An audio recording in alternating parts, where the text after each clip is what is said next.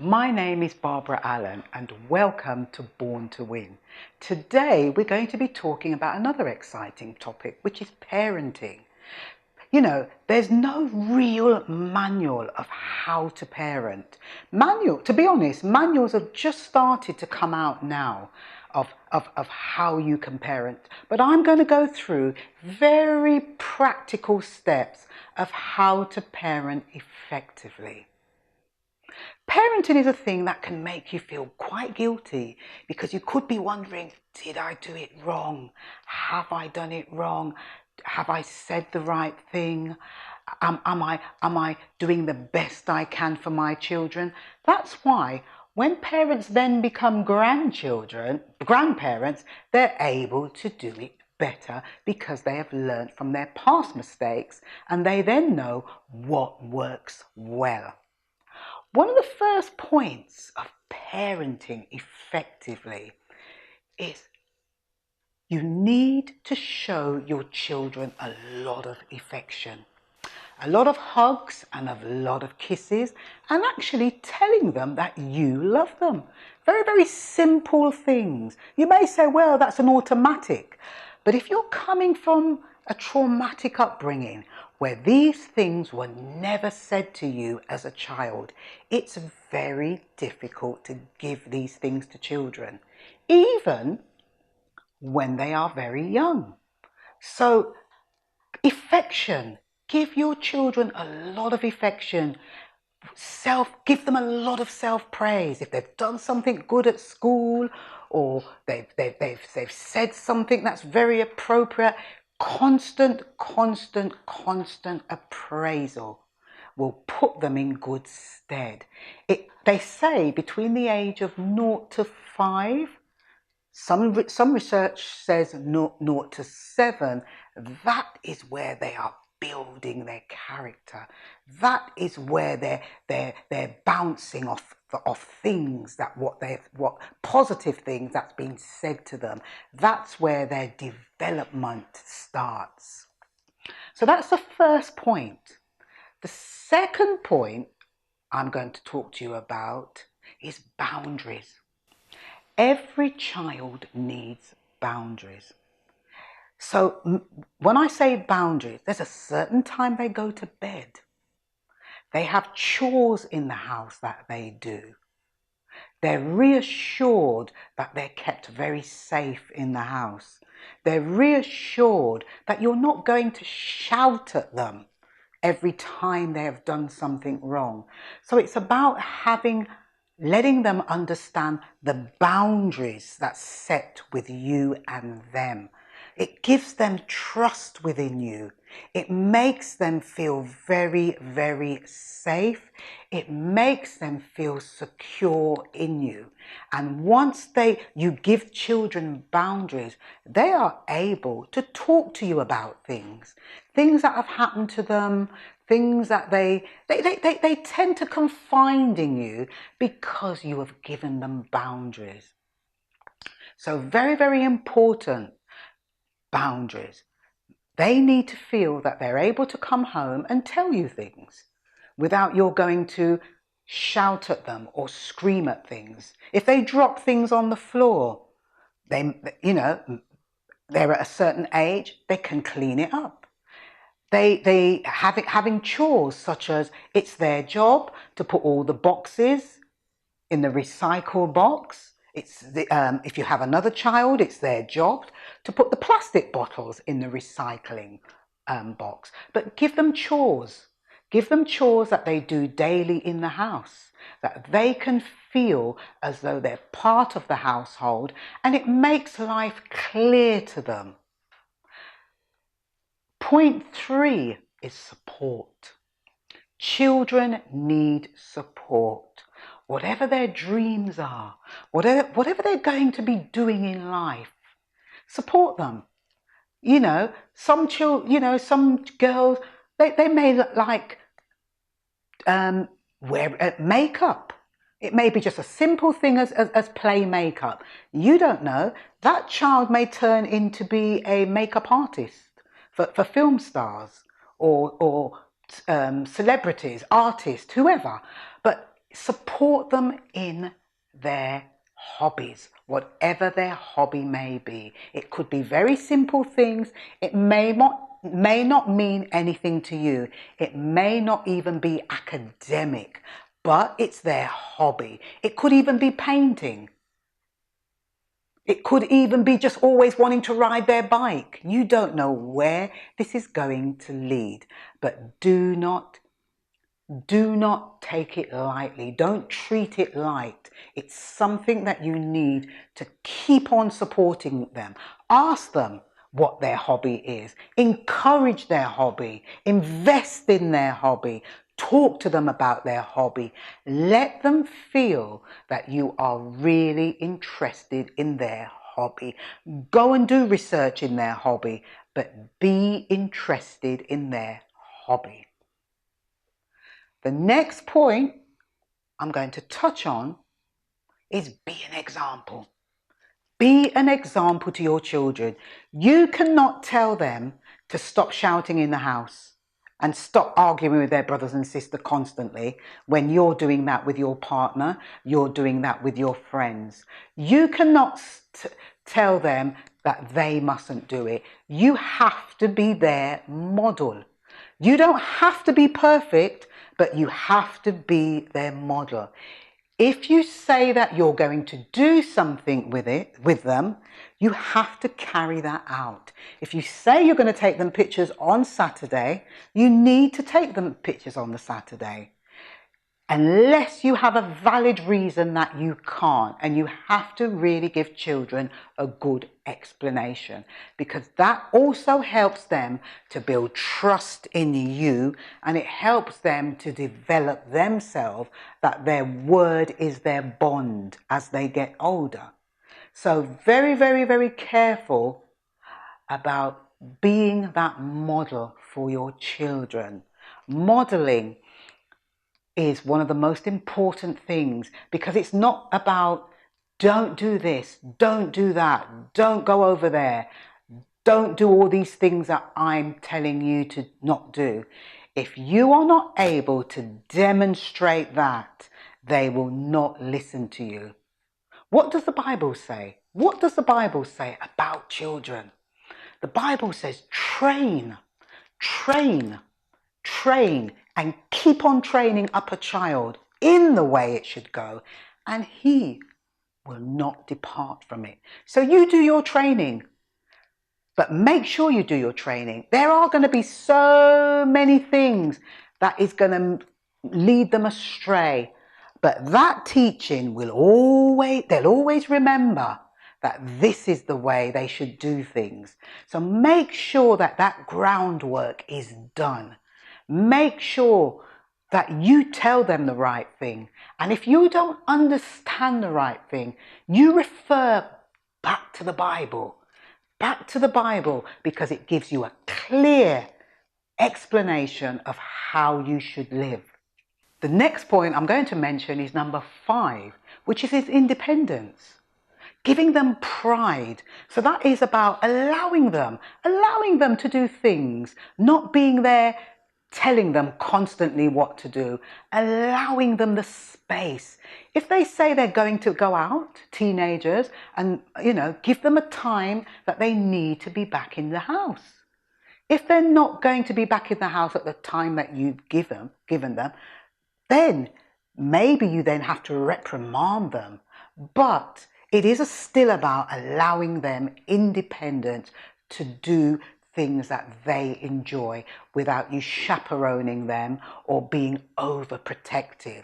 Be mindful about being overprotective. If you become overprotective with children and suffocate them, their independence is totally lost and they feel that they have been controlled. I have many clients that come through my door and they say that their parents really had done a really good job. But one thing that went wrong is their parents did not give them a choice. They didn't give them choices. They just said, do this and do that, which didn't allow them independence. So they didn't really understand who they are what they are good at because they were always told. And where that leads to is when challenges come up in life, because they were protected so much, because they were always told what to do, when a crisis hits them, they find it very difficult to deal with that crisis and make choices because they were always helped through a situation by their parents.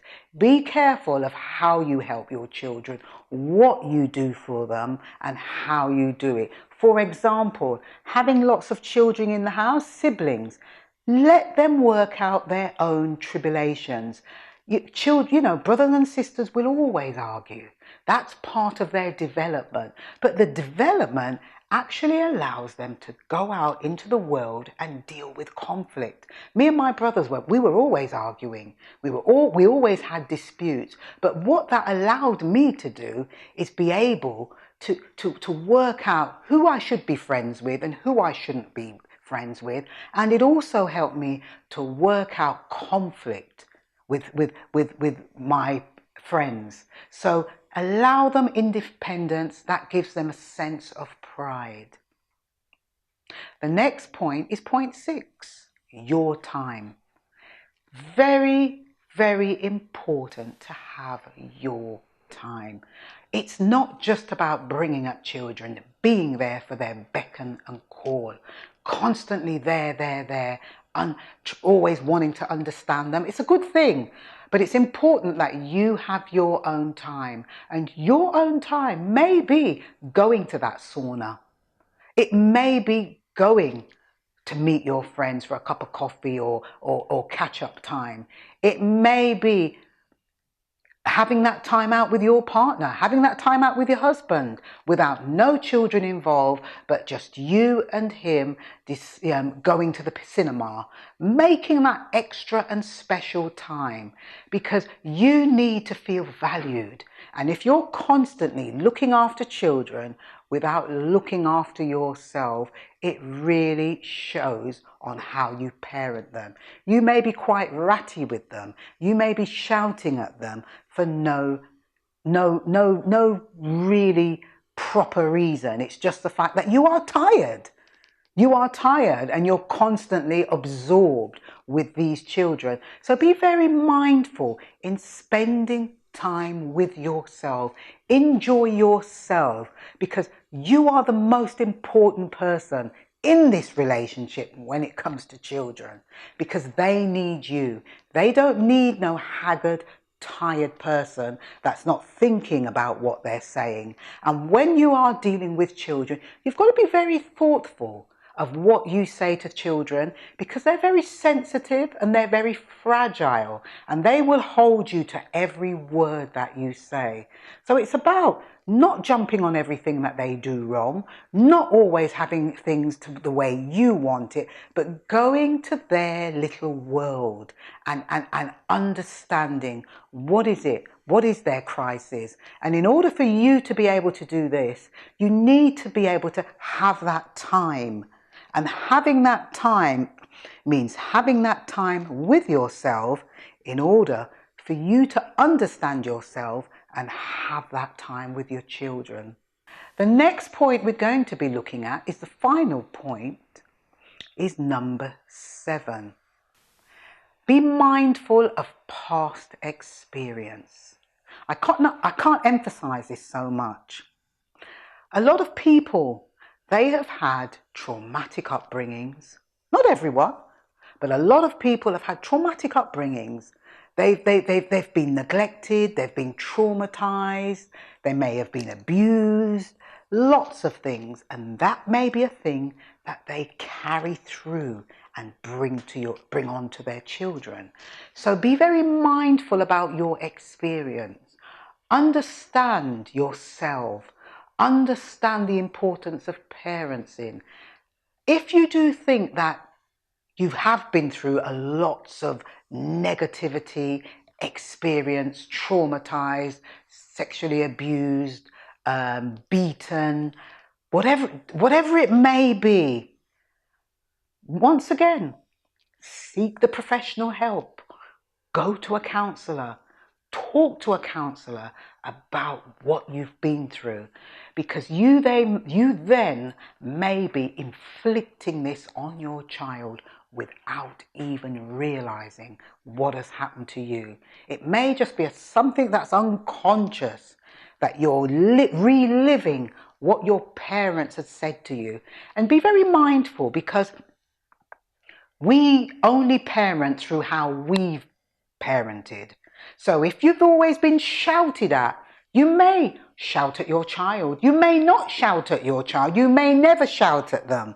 So you've got to be careful, because sometimes you may have to be assertive to them in order for them to understand. So I have had clients come through to my office, talk about their parenting, and they've said, well, I was constantly shouted at. I don't shout at my child. I don't believe it's a good thing.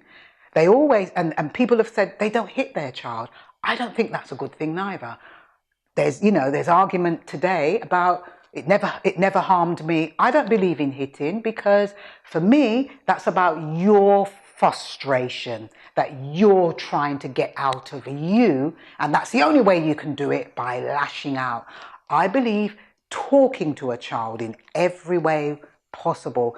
The only way I believe in actually hitting out to a child is either if there's some emergency where they're about to run across the road, or there's danger right in front of them, then that may be a hit or a grab or something physical.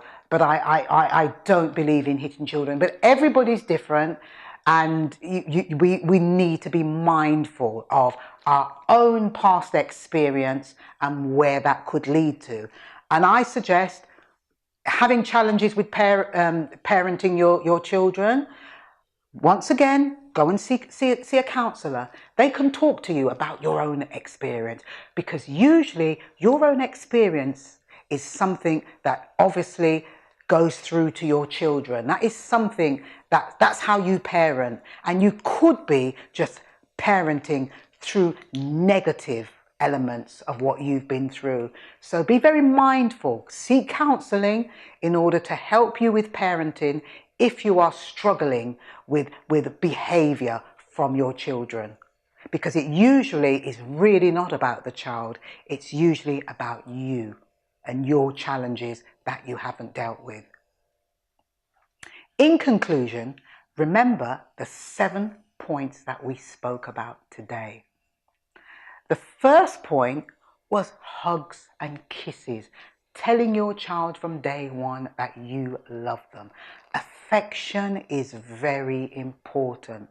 It's a constant thing that children seek for, they yearn for, that they're loved. They go to school, their whole world can tumble down if they don't have friends at school, if somebody's fallen out with them at school. So your hugs and your kisses and your lushing over them is really helpful. It sets them up for the future. The second point is boundaries. Let children have boundaries. Give them boundaries. Let them know where they stand with you. If you say no, it means no. If you say yes, it means yes. Give them a clear picture of who you are and what you're about. If you're unable to give a clear picture, it confuses your child. They're not sure of where they're going. They're not sure of who they are. Very, very confusing for them. Give them clear boundaries. And that means give them chores to do. Give them daily chores in the house of what they need to do. They yearn for these things. They may not sound as though they yearn for it, but they yearn for these things because it makes them feel safe. It makes them feel valued. The third point that we talked about was support. Support your children in their hobbies, whatever it is. It could be bike riding. It could be even a simple thing as playing cards. They could be the best card player. It could be anything. It could be making beads. It could be painting. It could be just drawing pictures. It could be things that are not really, according to you, academic, but it's something that they enjoy. Be mindful, support them, invest in it, invest in their dreams. Don't put it to the side. Very, very important, because these things are things that they will remember you by. Because that is all invested time in something that they enjoy. You know, they're not gonna talk to you about they're not gonna remember the presents that you bought them. They're gonna remember the affectionate and the time that you spent with them. The next point was point 4, with be that model. Be that model to your child. Be that model. If you're going to be shouting at them constantly and putting them down because you've had a hard day at work, because you've had an argument with your partner, because things haven't worked out well for you, because there's not enough money coming in the house, be mindful. Be mindful how you talk to your children. They're small adults, and what they want from you is love, affection, and respect. That is what they'll give you back. So if you're going to give them a promise, make sure you carry that out. If you say you're going to take them to pictures, you do that, unless you have a valid reason of why you can't carry that out. The next point was point 5. It was about independence. Give them independence. Do not smother your teenagers. Do not smother do not smother them. Be mindful of how you work with these children. At home, children, brothers and sisters, siblings, they're going to argue. They are going to argue, but this is a way of how they work out how to deal with people in life. They'll work it out at the end. I remember with my brothers, we always had arguments, but it helped us to go out there and survive in the world. And it actually helped us to work with children, to work with others, and to work with them effectively. And also it helps me to work with children. When I worked with children, it helped me to understand that this is what they do, but they will work it out in the end. So you don't need to keep going in and saving children. If you do have siblings, encourage each one for what they are good at. Don't ever say, well, you don't do that like Mary, or Mary, you don't do that like Johnny. Compliment them on their differences. That takes them a long way. Compliment them for who they are. Point 6 is your time. Make sure that you have your time. Make sure that you go to that cafe where you like to go. Make sure that you go to your spas. Make sure that you do your exercise. Make sure that you do catch up with your friend once a week. Make sure that you enjoy yourself. Make sure you have that time away from your children in order to understand a bit more about who you are, so that you can go back to your children and be the best parent possible. Be very mindful that you put these things in place in order for you to be a successful parent. My last and final point is experiences. Remember your experience. Remember, your experience could be taking over fully of your hurts and your pains. Try your best and remember not to inflict that on your children. You may be even doing it and not even realizing.